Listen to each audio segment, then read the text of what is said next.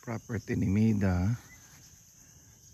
Ito ang start ng property ni Jojo.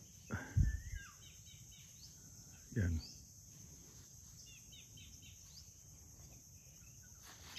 Uh, 7.5 meters. Hanggang dito kay Jojo. Ayun ang katapat niya, yung bahay mo. Ayun, pupunta natin yan. Pero before that, ito yung pupunta sa dagat. This side, ito yung existing na daan pupunta ron sa loob. Ito ang sa'yo, Jojo. From here, 7.5 mula doon sa part doon. Ito, pumunta doon sa bahay mo.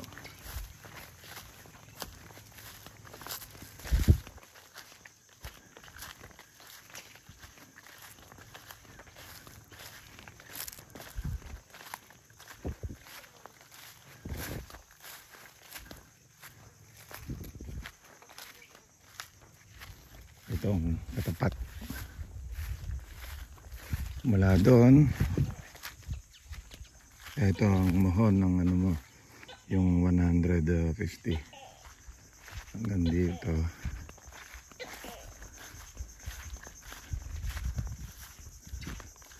Ito, ayan, katapat. Ito yung temporary road. Ito na yung road actually. Ayun ang bahay mo, ang Jojo. So ang niyan, ang mohon niyan ay,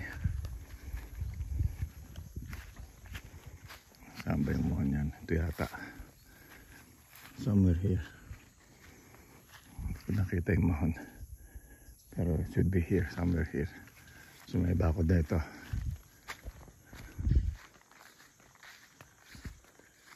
Tabi mo itong kay Felix. Ito, kay Felix ito.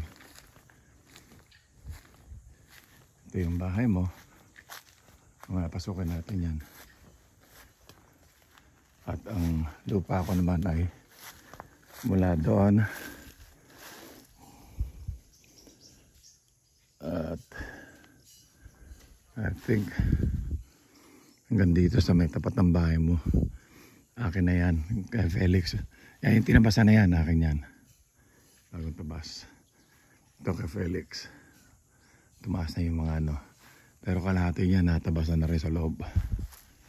Anyway, ito yung bahay Jojo. Hanggang doon sa dulo. Napakaraming pa niyan.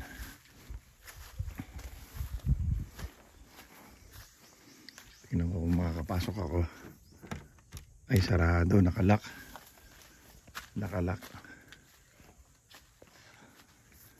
Nilak pala ng mga kasi dyan sila natutulog yung mga worker. So anyway, ayun ang mo, mohon.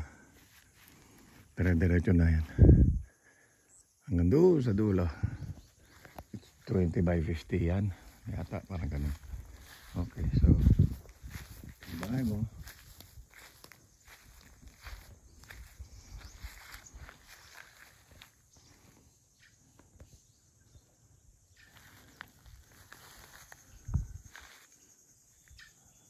Ayun yung lugar ng harap ng mama. Hanggang sa may malapit daw sa bangka na yung pag ganun. Okay.